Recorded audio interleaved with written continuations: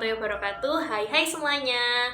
Sesuai dengan judulnya, pada kesempatan kali ini izinkan saya untuk menjelaskan pengembangan kecakapan dan menjelaskan jenis-jenis kecakapan bahasa Indonesia. Sebelum itu, perkenalkan nama saya Sofia Natania dengan NIM 2360008 dari Prodi Pendidikan Bahasa Indonesia Universitas PGRI Jombang. Selamat menonton dan selamat belajar. Konten yang akan kita bahas kali ini ada 4, yaitu yang pertama, pengembangan kecakapan bahasa Indonesia, yaitu membahas pengertian pengembangan dan kecakapan. Yang kedua, jenis-jenis kecakapan bahasa Indonesia, yaitu membahas kecakapan berbicara, menulis, membaca, dan menyimak. Yang ketiga, beberapa pandangan ahli mengenai jenis-jenis kecakapan, yaitu membahas beberapa pendapat para ahli mengenai jenis-jenis kecakapan bahasa Indonesia.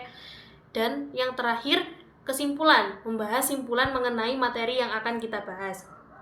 Oh ya guys, apakah kalian tahu bahwa meningkatkan kecakapan bahasa Indonesia bukan sekedar tentang mempelajari tata bahasa atau kosakata, akan tetapi tentang menghidupkan kembali warisan budaya kita, memperkuat identitas nasional, dan memastikan generasi muda memiliki keterampilan komunikasi yang efektif dan berdaya saing di era globalisasi. Kemampuan berbahasa Indonesia yang baik dan benar menjadi fondasi penting untuk membangun hubungan, menyampaikan ide, dan berkontribusi dalam berbagai bidang. Melalui pengembangan kecakapan bahasa Indonesia, kita tidak hanya mempersiapkan individu yang cakap berkomunikasi, tetapi juga mencetak generasi yang bangga dan berkomitmen pada bahasa dan budaya mereka sendiri. Nah, mari kita bahas lebih lanjut bagaimana kita dapat bersama-sama mengembangkan kecakapan bahasa Indonesia yang kuat dan relevan di era modern ini. Yang pertama, pengembangan kecakapan bahasa Indonesia. Pengertian pengembangan. Pengembangan adalah suatu usaha untuk meningkatkan kemampuan teknis, teoritis, konseptual, dan moral sesuai dengan kebutuhan melalui pendidikan dan latihan. Pengembangan adalah suatu proses mendesain pembelajaran secara logis dan sistematis dalam rangka untuk menetapkan segala sesuatu yang dilaksanakan dalam proses kegiatan belajar mengajar dengan memperhatikan potensi dan kompetensi peserta didik. Maka pengembangan pembelajaran lebih realistik, bukan sekedar idealisme pendidikan yang sulit diterapkan dalam kehidupan. Pengertian pengembangan pembelajaran. Pembelajaran atau dalam bahasa Inggris bisa diucapkan dengan learning, merupakan kata yang berasal dari to learn atau belajar. Dengan kata lain, pembelajaran adalah penyederhanaan dari kata belajar dan mengajar. Pembelajaran pada hakikatnya digunakan siswa untuk mengembangkan potensi pada dirinya. Kegiatan pembelajaran melibatkan dua belah pihak, yaitu peserta didik sebagai penerima pendidikan dan pendidik sebagai fasilitator. Pengembangan pembelajaran adalah usaha meningkatkan kualitas proses pembelajaran, baik secara materi maupun metode dan substansinya. Secara materi artinya dari aspek bahan ajar yang disesuaikan dengan perkembangan pengetahuan, sedangkan secara metodologis dan substansinya berkaitan dengan pengembangan strategi pembelajaran baik secara teoritis maupun praktis. Berikut ini adalah komponen-komponen pengembangan. Menurut pendekatan model Dick dan Carey, terdapat beberapa komponen yang akan dilewati dalam proses pengembangan dan perancangan pembelajaran yang berupa urutan-urutan langkah-langkah sebagai berikut ini, yaitu yang pertama, identifikasi tujuan. Tahap awal model ini adalah menentukan apa yang diinginkan siswa agar dapat melakukan ketika mereka telah menyelesaikan program pembelajaran. Definisi tujuan pengajaran mengacu pada kurikulum tertentu atau juga berasal dari daftar tujuan sebagai hasil need analysis atau dari pengalaman praktek dengan kesulitan belajar siswa di dalam kelas. Yang kedua, melakukan analisis instruksional. Setelah mengidentifikasi tujuan pembelajaran, maka akan ditentukan apa tipe belajar yang dibutuhkan oleh siswa. Tujuannya dianalisis untuk mengidentifikasi keterampilan yang lebih khusus lagi harus dipelajari. Dalam melakukan analisis instruksional, kompetensi yang diharapkan berupa pengetahuan, sikap, dan keterampilan. Analisis ini menghasilkan diagram tentang keterampilan-keterampilan atau konsep yang menunjukkan keterkaitan antara keterampilan pada konsep tersebut. Selanjutnya, mengidentifikasi tingkah laku awal atau karakteristik siswa. ketika melakukan analisis terhadap keterampilan-keterampilan yang perlu dilatihkan pada tahapan prosedur, yaitu juga harus mempertimbangkan keterampilan apa yang dimiliki siswa saat mulai mengikuti pelajaran. Yang penting untuk diidentifikasi adalah karakteristik khusus siswa yang mungkin ada hubungannya dengan rancangan aktivitas-aktivitas pengajaran. Selanjutnya, merumuskan tujuan kinerja.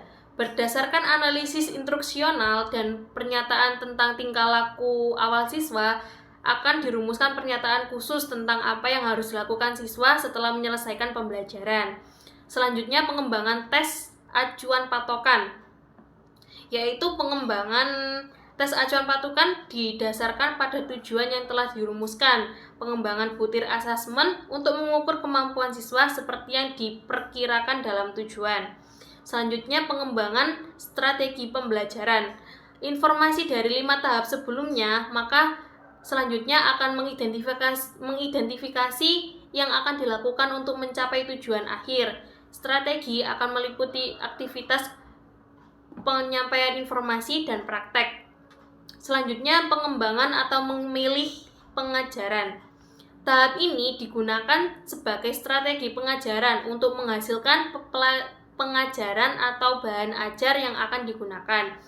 Selanjutnya, merancang dan melaksanakan evaluasi formatif.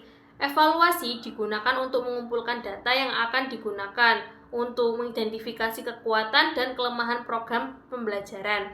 Hasil dari evaluasi formatif dapat digunakan sebagai masukan atau input untuk memperbaiki draft program. Selanjutnya, menulis perangkat.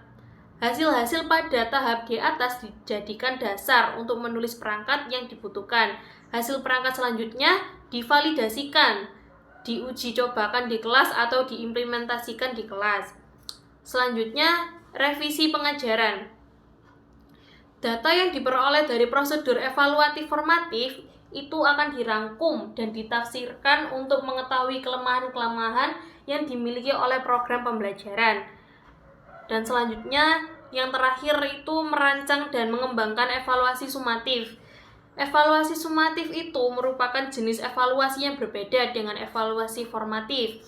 Evaluasi sumatif dilakukan setelah program selesai dievaluasi secara formatif dan direvisi sesuai dengan standar yang digunakan oleh perancang. Selanjutnya ada pengertian kecakapan. Di sini ada 4 definisi, yaitu yang pertama menurut Kamus Besar Bahasa Indonesia KBBI. Pengertian kecakapan adalah kemampuan, kesanggupan, kepandaian, atau kemahiran mengerjakan sesuatu. Jadi, dalam hal lain, pengertian kecakapan adalah keterampilan sesuai dengan bakat, keinginan, serta kemampuan-kemampuan sebagai bekal untuk selanjutnya atau prakarsa sendiri, menambah, meningkatkan, dan mengembangkan dirinya, sesama maupun lingkungan ke arah tercapainya martabat, mutu, dan kemampuan manusiawi yang optimal dan pribadi yang mandiri. Jadi, pengembangan kecakapan merupakan sesuatu proses upaya menumbuhkan, membimbing, dan mengembangkan kemampuan, kepandaian, atau kemahiran dalam mengerjakan sesuatu. Yang kedua, menurut Anwar pada tahun 2004, kecakapan hidup adalah kemampuan yang diperlukan untuk berinteraksi dan beradaptasi dengan orang lain dan masyarakat atau lingkungan di mana dia berada. Contohnya dalam keterampilan mengambil keputusan, pemecahan masalah, berpikir kritis, berpikir kreatif, berkomunikasi yang efektif, membina hubungan antar pribadi, kesadaran pribadi, berempati, mengatasi emosi, dan mengatasi stres. Selanjutnya menurut C.P. Chaplin pada tahun 1975, yaitu memberikan pengertian bahwa intelijensi atau kecakapan itu adalah kemampuan menghadapi, menyesuaikan diri terhadap situasi baru serta secara tepat dan efektif. Yaitu kecakapan seseorang memang berbeda. Dalam hal ini, kecakapan seseorang bisa dilihat dari sikap dan perilaku orang tersebut. Kecakapan dalam hal ini mungkin lebih memperlihatkan tentang sikap seseorang yang aktif dan kritis. Cakap dalam hal ini artinya seseorang tersebut mampu menangkap setiap hal yang sedang dibicarakan dan tidak segan-segan ikut atau berpartisipasi untuk mengeluarkan pendapatnya. Dengan demikian, kecakapan seseorang bisa lebih baik dari masing-masing setiap individu. Dan sebisa mungkin orang tersebut itu bisa lebih mengoptimalkan kemampuan dalam bidang akademik maupun dalam pergaulannya sehari-hari. Yang terakhir, menurut WHO pada tahun 1997 mengartikan bahwa kecakapan adalah berbagai keterampilan atau kemampuan untuk beradaptasi atau berperilaku positif yang memungkinkan seseorang mampu menghadapi berbagai tuntutan dan tantangan dalam hidupnya.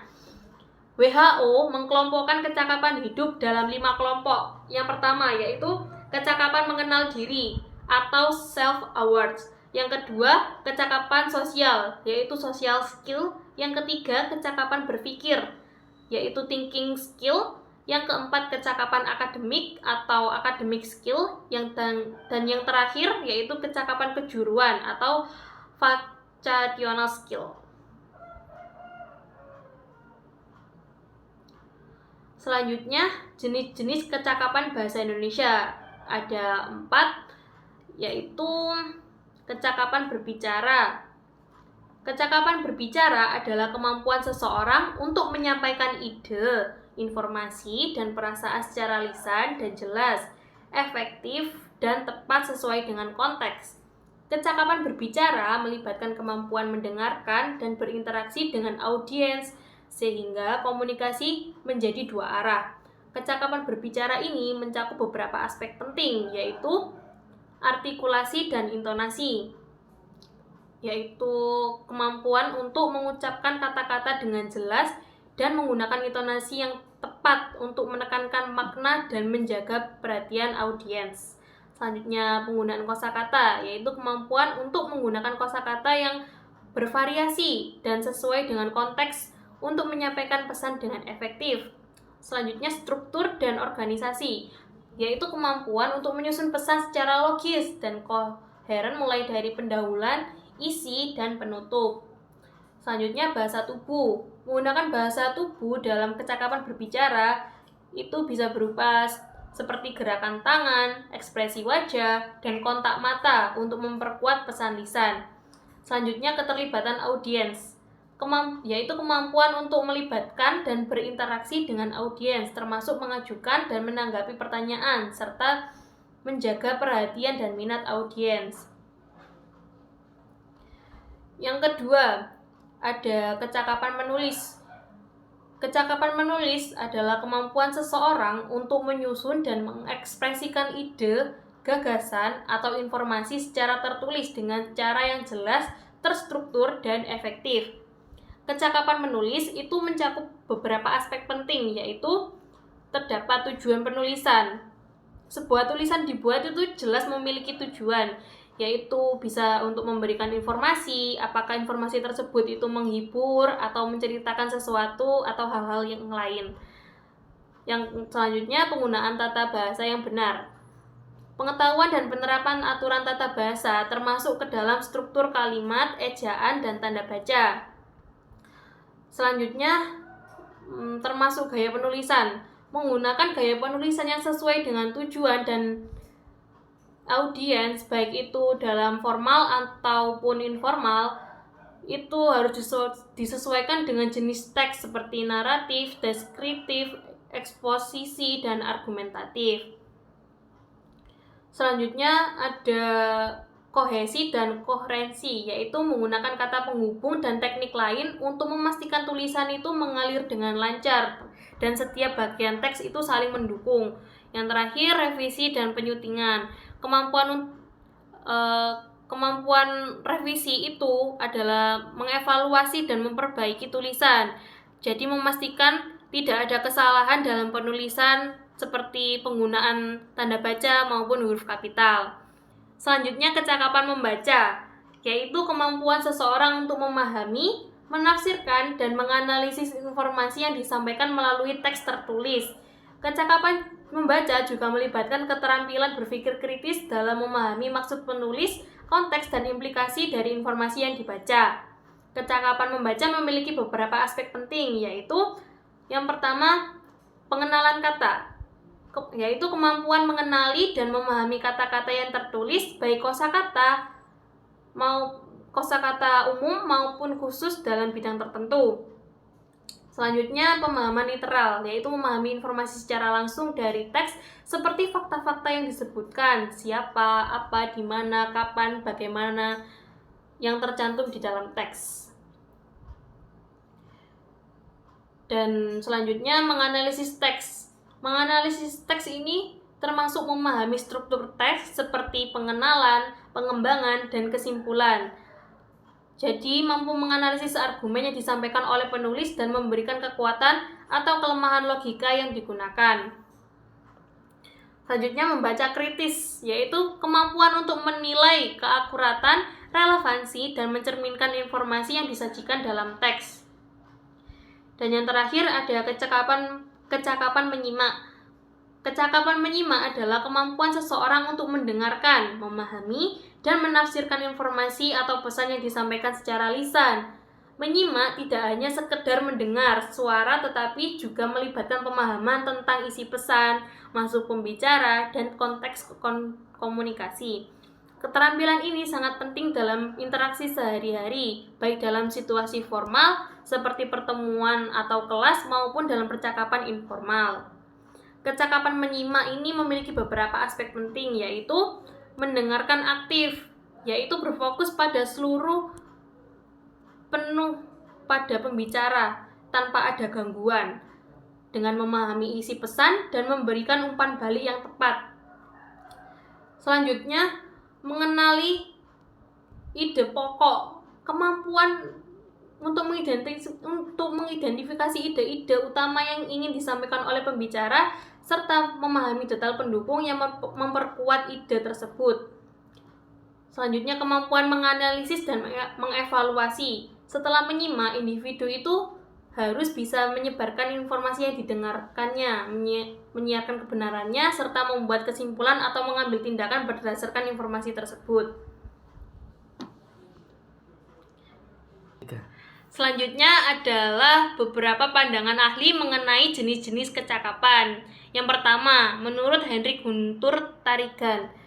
Henry Guntur Tarigan dalam bukunya Berbicara sebagai Suatu Keterampilan Menyimak menyatakan bahwa kecakapan bahasa meliputi 4 aspek utama, yaitu menyimak, berbicara, membaca, dan menulis.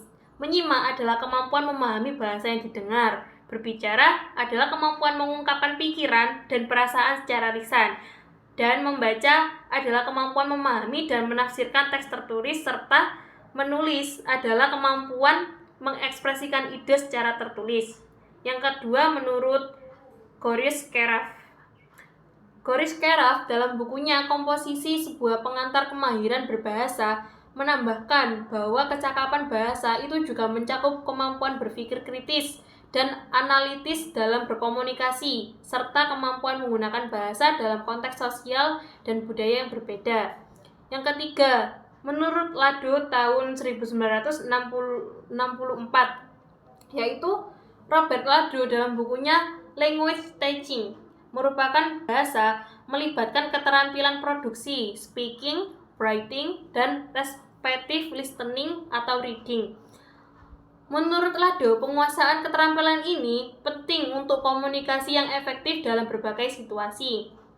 Dan yang terakhir, menurut Noam Chomsky, yaitu menekankan pentingnya memahami struktur dasar bahasa, gramatikal, dan kemampuan untuk menghasilkan serta memahami kalimat baru yang belum pernah didengar sebelumnya.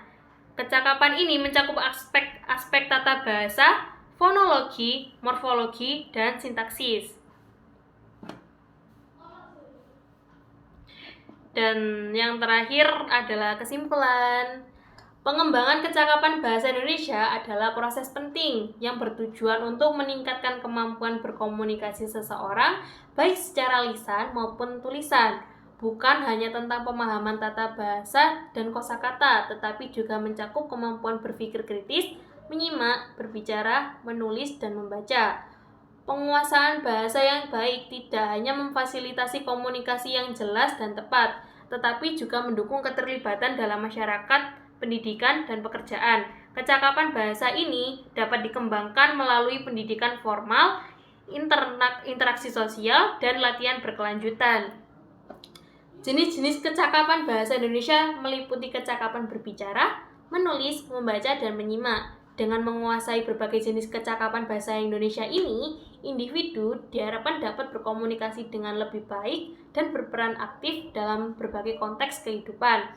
Pengembangan kecakapan bahasa Indonesia juga memperkuat identitas nasional dan kebanggaan terhadap bahasa dan budaya kita. Sekian presentasi dari saya, semoga bermanfaat dan mohon maaf apabila ada kesalahan pengucapan. Saya akhiri, wassalamualaikum warahmatullahi wabarakatuh.